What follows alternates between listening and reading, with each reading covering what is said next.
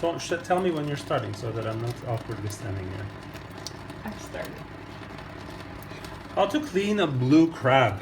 So the crab is going to be facing away from you, that way you're not getting pierced by these thorns. You grab over the legs, and look, it's twitching. That's how fresh it is. You grab over the legs and under this big thorn on the sides with your thumb, and with 2 fingers, you grab the shell, lift it up. All the muck on the inside goes down. These are the eyes and the mouth. You twist these guys off. You turn it upside down. Snap it so that the tail comes off. Take out the tail. And on the inside, there are these buoyancy gills. You grab them. These pink ones are the buoyancy gills. They're not meat. They look like meat, but they're not.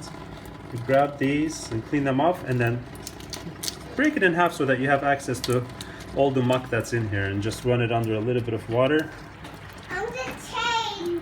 And here you go. You have it ready for steaming or whatever you want to do.